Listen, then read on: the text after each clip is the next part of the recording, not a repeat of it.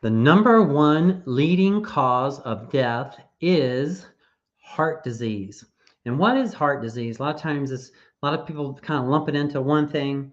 So come on in. You may want to grab a pen and a paper. I'm just going to do a quick volume check, make sure the volume is good. And yeah, looks like we're good. So heart disease is really a combination of things, like leads to high blood pressure, which leads to heart attacks. Diabetes can complicate it. Um, you can get strokes. You can have, erectile dysfunction. You can just have a miserable life, right? Just a very, very, very miserable time. And it's currently the number one leading cause of death. I mean, think about that. That's horrible, right? So that's, if you just grab a pen and a paper, take a few notes, I'm going to give you some really simple things you can do to immediately turn this around for you if you fall into this category. So just so you give you a chance to grab a pen and a paper. And yep, the volume is good. So the thing, what's on the screen right now is a example of a blood flow vessel, right? So, and what you see on the top right around here is just blockage. So I'm going to go ahead and I'm going to play and let you. This is a clear artery. If your arteries are clear, if you're eating healthy and getting your exercise in, and I'm going to share with you some ways to turn it around. This is a normal artery right here. This is a normal artery. So I'm going to play this short little clip and we'll react to it. But this is what happens over time to meat eaters, dairy eaters, processed foods, oils, fast foods. Over time, just keeps building up, building up, building up, building up, building up, building up, building up. Clog, clog, clog, clog, clog. Significant reduction in blood flow. Problems. Sex isn't good anymore. You can't do it. Your energy is low. You feeling bad. These are horrible, right? Horrible things. So I'm going to share with you a couple key things, basically to just how to kind of get going with it, right? So what can you do about it? If you fall in this category, maybe this is you, right? So it's something, so you may want to grab a pen and a paper, take a few notes. I'm going to share with you a couple key things, not a couple key things, but a few basic things you can do right away to take action on that. Right. So this is what I call here on the screen. This is what I call the five fundamentals of fitness. It's basically 5 things that I'm focused on with my program, with my clients' program. These are 5 things if you want to optimize your health and fitness, as a whole, if you say, I'm going to optimize my health and fitness, or I'm going to do the best I can this year, I'm going to optimize my health and fitness. I'd say, okay, focus on these 5 things right here. These are the 5 things, only 5 things, not 50 things. I only want you to think about these 5 things, right? So number 1 is at the base. Kind of imagine if I was in person with you, I'd draw a pyramid around it, right? And at the top, and exercise being the base. It is the base of this fitness journey for you. So with exercise, basically, let's just talk about exercise for a minute. So with exercise, there's basically 2 basic areas of exercise I would like you to consider if you're just getting started. There's a lot of avenues you can do for exercise, but just generally, if you want, I'm trying to keep it simple for us, is that keep it in 2 different categories: strength training and cardiovascular training, right? So two basic things. So say, for example, if we have a twin-engine airplane, right? And imagine that we only got 2 engines, and we'll imagine we only have 1 engine working on the airplane. Say the engine is strength training and cardiovascular training. Say we're just doing cardiovascular training, we're not doing any strength training. Well, the airplane wouldn't be as efficient as if we had both engines going on the airplane. Does that make sense? So I want you to consider having some strength training and then consider having some cardiovascular training. Does that make sense? All right. So now next is nutrition, right? So say, for example, say that we're trying to build a 2-story house from scratch, right? So we're trying to build this great big house, this great, awesome house. And your physique, our bodies are like this house I'm trying to build, you're trying to build. Imagine we're trying to build a beautiful 2-story house. Now imagine if we only have half the materials necessary to build the house, how far are we going to get? Not very far, right? And so that's the problem. So the foods are the solution. The foods that you and I eat on a daily basis, the foods that you and I eat are like the supplies that goes towards building our bodies, like the supplies going towards building the house. Does that make sense? Right. So that's something to think about right there. So the foods that we eat every day is like the supplies going towards building the house. Now, another thing I want you to think about with nutrition, the types of food, okay? The types of food. So imagine for a moment, imagine that we're trying to build a fireplace in the fire, right? Now imagine we have, on one hand, we have a stack of paper, like this paper. On the other hand, we have a stack of oak wood, box of oak wood, right? Now, imagine for a moment, imagine we're trying to build this fireplace consistently all day long in the fire, not just one quick fire, but a fire that's going to burn consistently throughout the day. Would you rather have, and not including kindling and getting the fire started, but if you had to pick between the oak wood or the paper, which one would you pick and why? Right. Think about it. So, okay, maybe you got it right. The oak wood, and why the oak wood? The oak wood, because the oak wood is going to burn longer, right? More efficiently. Does that make sense? So think about how does an oak wood burn? It burns more efficiently. A paper is going to burn really fast. Does that make sense? So some foods burn more like the oak wood, right? And some foods burn more like the paper, right? Processed foods, sugars, junk food, alcohol, that kind of thing. Over here, fruits, vegetables, whole grains like brown rice, quinoa, oatmeal, and plant-based proteins like blah blah blah, plant-based proteins like legumes, lentils, nuts, seeds, right? These kind of things. These things burn more like oak wood. Does that make sense? So junk food is going to burn more like those things. Does that make sense? So I'm going to share with you a little image. Let's see. Did I have it?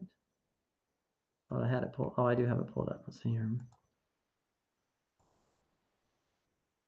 So this is just a little image.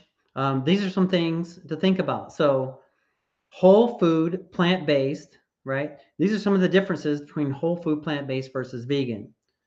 I'm also vegan for different reasons, but I'm also whole food, plant-based. I'm both, right?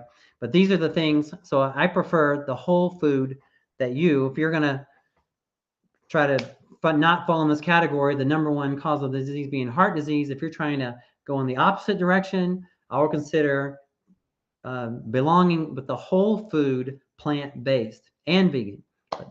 When you're whole food, plant-based, you're both.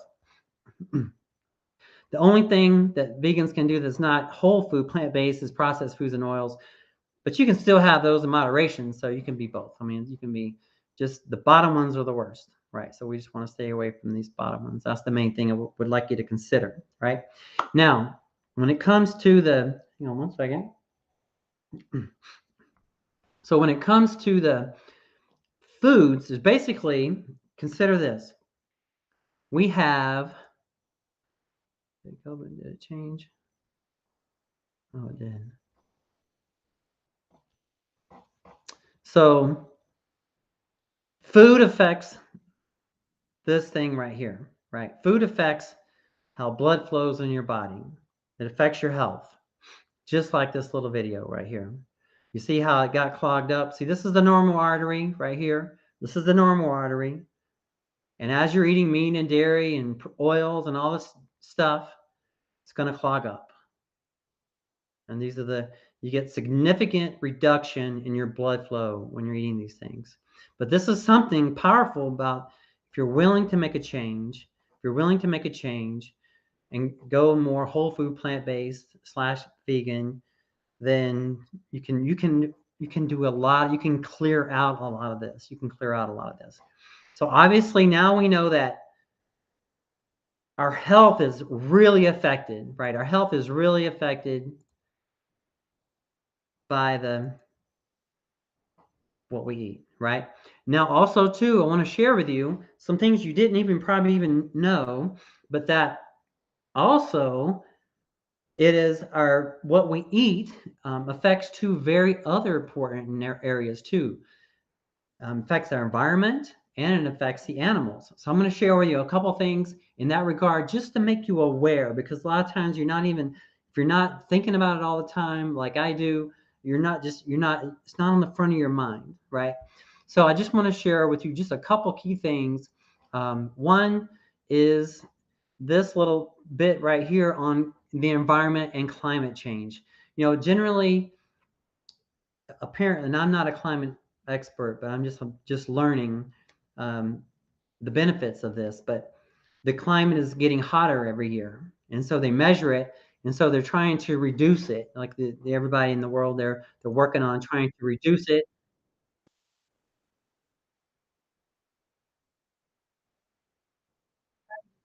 to 2 degrees Celsius and down to 1.5 degrees Celsius, a reduction in getting hot. So even at this, so this is the thing I want you to see right here. So, okay, even if fossil fuel emissions were eliminated immediately, so fossil fuels like the oil and gas and all that stuff, so even if they were eliminated immediately, right, emissions from the global food system alone would make it impossible to limit warming to 1.5 Celsius and difficult even to realize the 2.2 target. So look at that. So the global food system. So that's the thing. Our global food system so it's largely impacted by the meat and dairy industry. So this is powerful. So I kind of feel like as one person, what I buy is kind of like my vote and like what I'm putting my energy towards. And so when you're buying just good whole food, plant-based / vegan food, you're contributing towards the good side of things. And when we're eating, meat and dairy and that sort of thing, we're contributing to the global food system. So, and generally that's just sometimes I feel like it helps because health is something that brought you here. So it's good to find different reasons to get you to stop doing the things that's setting you back. So it's probably in a clogged up artery way, you're probably it's going to be meat and dairy and processed foods, right? So, but you also benefiting the climate when you go whole food, plant-based / vegan. So just keep that in mind. It's another reason. That was it. Okay. So it's another reason to do it, right? Now, I want to share with you one other thing. So this is a clip. This is a clip from how you hear all the animals and how the animals treated and all this kind of stuff. And um, people, oh, well, I get my food from a local family slaughterhouse and that kind of thing. Well, a lot of times until recently, I haven't been. And now the word's just kind of getting out of what's going on and how awful these animals are treated. Like, oh, they're treated so good and they seem so happy and stuff like that. But this is going to be a very graphic clip, but I encourage you not to look away because if it's not good enough for your eyes, how can it be good enough for your stomach, right? So if you're just blind and you're just putting your head in the sand, I mean, how can you live with it, So just consider just looking at because we don't see this. I haven't seen this until a recent. But now the word's getting out and what's happening, and this is a family slaughterhouse, and like investigation that was going on.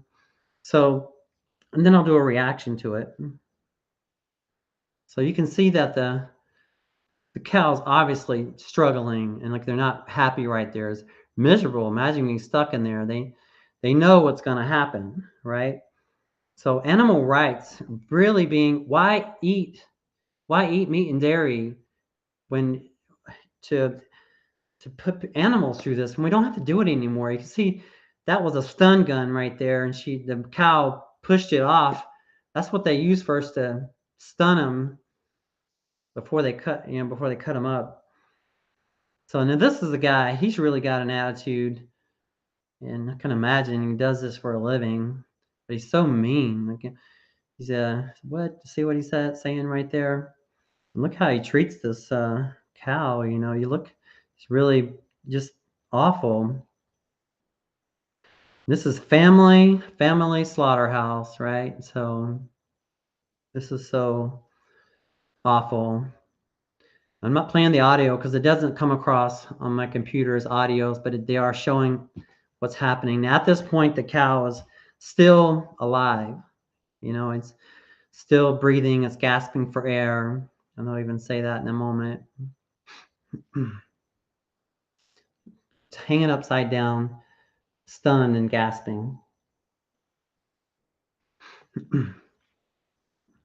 This cow's still gasping. Come on, you know, this is a family now. Final cutting off of the head, still gasping and flinching and bleeding out and alive to the last minute, and you know, still now finally maybe this is family slaughter, so we don't have to contribute to this anymore. That's the thing. So I feel like this is a thing of the past. And see, it's just so awful. Still, look at that. It's still body still gasped. After all that, the cow's still a little alive and gasping. And then, all the way through finally. So this is the family slaughterhouse. This is what we contribute to when we buy meat and dairy. So anytime you or we bought meat, and look at the respect, right? That's just total disrespect. So, you know, let's just come back to this. You know, this is the basics right here. This is the basics and fundamentals. You know, exercise, right? Get your exercise in. That's the thing. Some sort of strength training and cardiovascular training. Nutrition, consider having a whole food, plant-based diet / vegan for your health, for the environment, and for the animals. That's just the beginning. There's so much more. If you want to learn more, you can look up Earthlings or Dominion. If you want to learn more about the animals, if you want to find out more about the nutrition side of things, you can look up the Game Changers, Forks Over Knives. The Game Changers is more about performance. The Forks Over Knives is more about heart health, right? I feel more on the health side. So that's nutrition. Recovery, sleep approximately 7.5 to 9 hours sleep a night. Supplementation, consider that there are nutritional supplements and then there are enhancement performance supplements. And then the last but not least is mindset, being clear and specific on your goals. Know exactly what it is you want to achieve. If you could wave a realistic magic wand and you could have your body, your health, your energy, any kind of way you wanted it to be, what would that be like for you? That's your goal. You must have a goal. And then one more thing before I let us go is that consider that as you're striving for your goal, it's like you know how an ocean has a kind of a riptide underneath it, like an undercurrent. As you're striving towards your goal, you have that undercurrent pulling you back. So that's why you have to daily work on your mindset, And that is where coaching comes in. If you're wanting some help, the contact information is right on the screen right there. Reach out to me, but just do it some kind of way, whether you do it on your own or do it help. Get it done. It's daily, the daily renewing of your mind. That's what you want to focus on, is the daily renewing of your mental efforts towards your health and fitness. Know exactly what it is you want. I encourage you to say it in the present tense, like I am happy and grateful now that I am, and then state your goal. I hope that makes sense. If you have any questions, please let me know. And I appreciate your time, your energy. If you've got to this point, if there's anything I can do for you, please let me know. I've laid out some simple strategies right here for you to just jump on right away. And just for the computer systems, the #1 leading cause of death is heart disease. So, all right, appreciate you, and we'll see you on the next lesson. Bye for now.